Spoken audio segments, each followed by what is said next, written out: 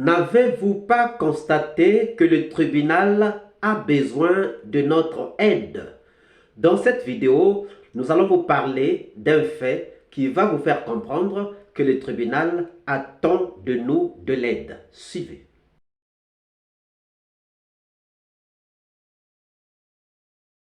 Bonjour, bonsoir, cela dépend de l'heure à laquelle vous regardez cette vidéo. Bienvenue si vous nous découvrez pour une première fois. Ça a toujours été un plaisir pour moi de venir devant vos écrans, vous exposer les analyses de Soleil d'Afrique. Chers amis, dans le procès des massacres du 28 septembre 2009, nous sommes en train de faire un constat. Un constat qui est le blocage du procès, le blocage de l'avancement positif du procès par les militaires. Nous comprenons aujourd'hui que les militaires sont en train de noyer le tribunal qui est en train de se retrouver devant un certain blocage. Pourquoi nous le pensons? Pourquoi nous le disons? Aujourd'hui, il y a tellement trop de secrets qui ne sont pas encore élucidés. Il y a encore beaucoup de zones d'ombre que les militaires sont en train de mettre dans ce procès et qui ne permet pas au procès de bien avancer, de mieux avancer. Par exemple, vous allez retrouver des contradictions entre les militaires. Parlons des hommes en uniforme. Il y a des contradictions entre ces hommes en uniforme et on ne peut savoir qui dit vrai, qui dit faux. Et lorsqu'on regarde aussi, il y a des choses que les militaires ne veulent pas dire.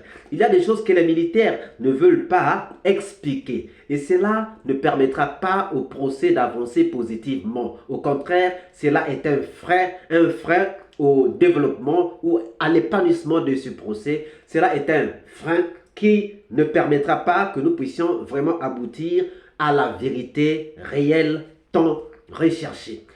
Prenez le cas. Lorsque vous prenez l'entretien entre Maître Gilbert et le général Ousmane Kaba, vous vous rendez compte qu'il y a un grand blocus. Il y a un grand blocus venant donc du général Ousmane Kaba. Et quelle est la procédure pour sortir les armes de ce magasin? L'unité chargée de ça, c'est son commandant d'unité qui prend les dispositions par rapport à la mission. Et est-ce que vous êtes informé après?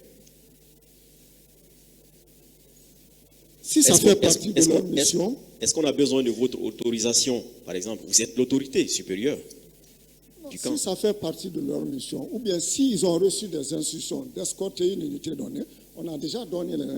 Ils nous rendent compte maintenant de l'exécution de la mission.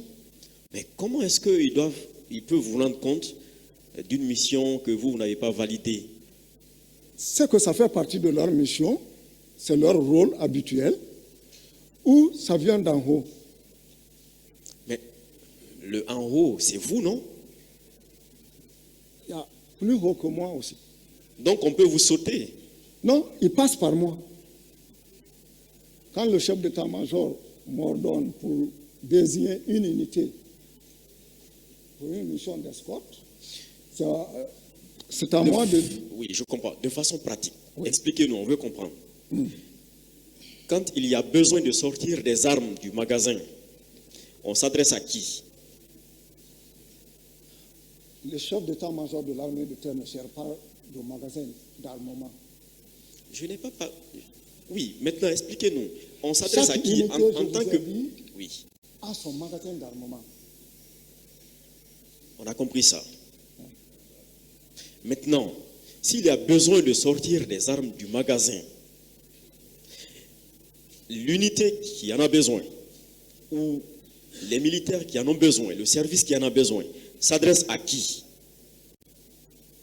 Le grand magasin d'armement est géré par le chef d'état-major général des armées. Le stock. Le magasin du camp Alpha-Yaya était géré par qui? Relevé de qui? J'ai répondu à cette question. Au chef d'état-major général. Chaque unité a son magasin d'armement. Ça c'est compris. Je suis en train de parler du magasin d'armement du camp Alpha-Yaya. Je ne parle pas des autres. Il n'y a pas qu'un seul magasin là-bas. Pardon? Il n'y a pas qu'un seul magasin. On lui pose la question de savoir qui a la responsabilité des magasins. À qui il faut s'adresser lorsqu'on veut sortir des armes dans le magasin, il dit chaque unité a son magasin. Mais oui, chaque unité a son magasin. Mais qui est donc l'autorité qui gère ces magasins? À qui on doit s'adresser pour faire sortir des armes? Là aussi, la réponse est floue. Pourtant, il reconnaît qu'il est l'autorité qui a la responsabilité sur le camp Alpha Yaya Diallo. Mais lorsque les armes sortent, il ne peut être au courant d'absolument de rien. Et là, nous pensons qu'il y a des blocages. Et lorsque nous regardons aussi, il y a des militaires qui disent certaines choses, d'autres qui viennent dire le contraire. Donc, ils sont en contradiction. Et c'est là où nous nous rendons compte que vraiment, il y a des blocages et le tribunal est noyé dans ces blocages. Que faire donc? Que faire donc? Que faire donc? Et d'où vient le problème? D'abord, le problème vient d'un manque de maîtrise. Un manque de maîtrise des rouages militaires. Un manque de maîtrise du fonctionnement de l'armée, de la police et de la gendarmerie par les avocats, par le président du tribunal, par les procureurs, disons, par les acteurs du procès des massacres du 28 septembre 2009. Donc, ce manque de maîtrise du fonctionnement, ce manque de maîtrise des rouages de l'armée, de la police et de la gendarmerie n'aide pas les acteurs du procès à comprendre certaines choses. Et donc, lorsqu'on reste dans ces manques de compréhension, effectivement, on ne peut pas poser les questions qui s'imposent, on ne peut pas prendre les décisions qui s'imposent. Que faire? Beaucoup de gens ont proposé d'avoir un procureur militaire parmi les procureurs qui sont au procès des massacres du 28 septembre 2009, mais nous pensons que c'est difficile parce que nous sommes dans un procès civil et donc je ne sais pas si on peut faire un collège mixte, c'est-à-dire un tribunal mixte, civil et militaire, mais ce que nous savons, c'est que nous sommes dans un procès civil et les procureurs militaires ne sont importants que ou nécessaires que dans les procès militaires. Cependant, nous avons une solution. Nous avons une solution parce que nous voulons vraiment aider le tribunal à avancer. Et la proposition que nous faisons, c'est de faire appel à un renseignant militaire. Faire appel à un renseignant militaire. Qu'est-ce qu'un renseignant? Un renseignant, comme le dit le mot renseigner, un renseignant, c'est quelqu'un qui a de la maîtrise, de l'expertise sur un domaine qu'on appelle pour venir éclairer, pour venir élucider, pour venir apporter de la lumière sur une personne, sur un sujet ou encore sur un fait. Donc on prend quelqu'un qui maîtrise. Par exemple, si nous sommes en train de faire des enquêtes sur un incendie, on peut appeler quelqu'un spécialiste dans les incendies pour nous dire qu'est-ce qui peut provoquer un incendie, d'où ça peut venir, quelles sont les conditions qu'il faut remplir pour qu'un incendie se déclenche. Et donc, la personne vient pour nous renseigner, pour nous éclairer, afin que nous puissions savoir quel type de questions poser, où est-ce que nous pouvons poser, à qui nous pouvons poser telle question pour que nous puissions avoir des vraies réponses. Maintenant, qu'est-ce qu'un renseignant militaire dans un procès? Un renseignant militaire dans un procès est une personne qui maîtrise les faits, qui maîtrise les rouages militaires, qui maîtrise les sujets, les thèmes militaires, qu'il soit militaire, qu'il soit journaliste, qu'il soit professeur, qu'il soit chercheur, qu'il soit analyste, mais en fait, une personne qui maîtrise les problèmes militaires et qui peut venir nous éclairer sur certains thèmes. Et pourquoi nous pouvons avoir besoin d'un renseignant militaire dans ce procès des massacres du 28 septembre 2009?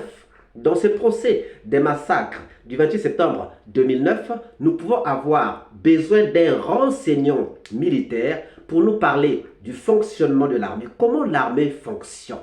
Nous parler des rapports qu'il y a entre les différents corps, c'est-à-dire la police, la gendarmerie, l'armée, nous parler de la hiérarchie, nous parler de la discipline, nous parler en fait des choses liées donc à l'armée ou des choses militaires, de la police ou encore de la gendarmerie, mais qui ont un trait avec le procès des massacres du 28 septembre 2009.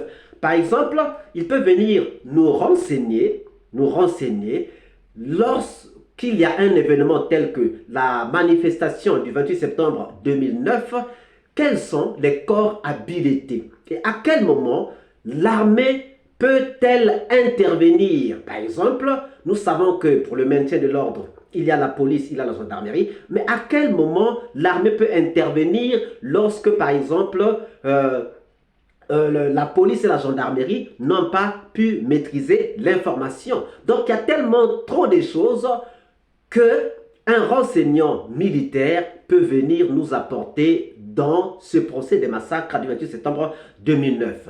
Nous allons vous laisser un exemple. Suivez cet exemple et nous allons faire un petit commentaire sur cet exemple tout à l'heure. Vous êtes monsieur? Général de division Guy Blanchard-Okoye, chef d'état-major général des forces armées congolaises. Bien. La Cour va vous entendre à titre de simple renseignement en ce qui concerne la dotation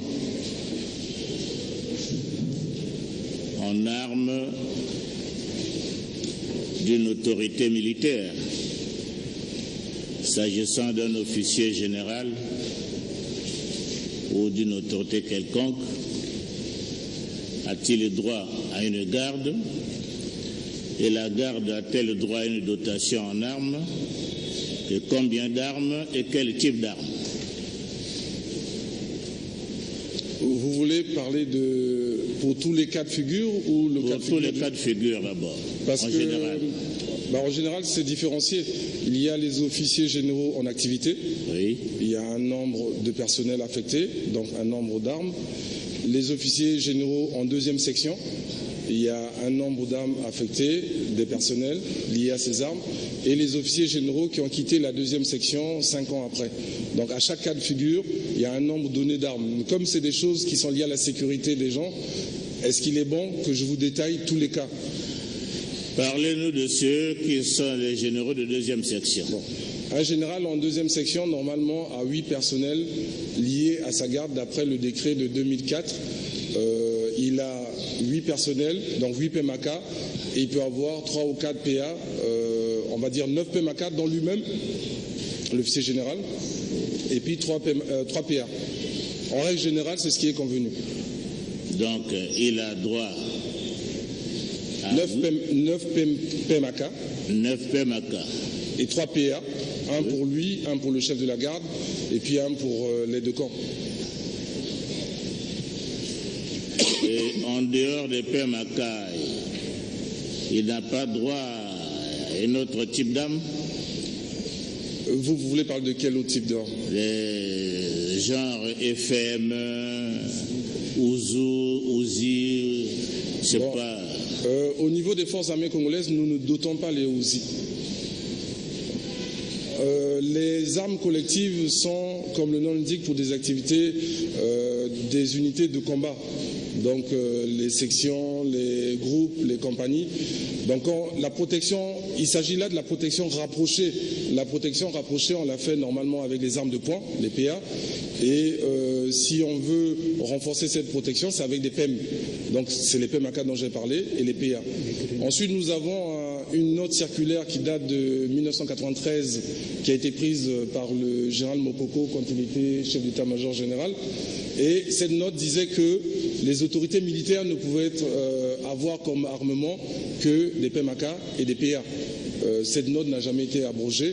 On l'utilise. Ça se passe au Congo-Brazzaville. C'est le procès du général Jean-Marie Michel Moukoko. Jean-Marie Michel Moukoko, ancien chef d'état-major des armées de la République du Congo, est candidat aux élections présidentielles en face ou devant Sassou Nguesso. Apparemment, il a gagné, mais après on fomente un complot contre lui. On dit qu'il est en train de monter un coup d'État. On arrive chez lui, on fait la réquisition et on décèle ou encore on détecte la présence de certaines armes chez lui.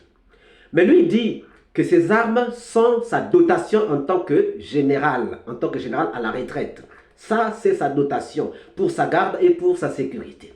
Donc, puisque lui, il pense que ces armes ne peuvent pas servir à faire un coup d'État, alors que les procureurs pensent que ces armes-là étaient pour préparer un coup d'État, on a fait appel au chef d'état-major général des armées, le général Okoye, pour venir donc dire sa part, expliquer quelle quantité d'armes et quel type d'armes un général à la retraite peut avoir chez lui pour sa protection, pour comparer si ces armes-là sont conventionnelles, si cette quantité-là est conventionnelle, pour que ça ne puisse pas poser donc des problèmes de dire qu'il était en train de préparer un coup d'État.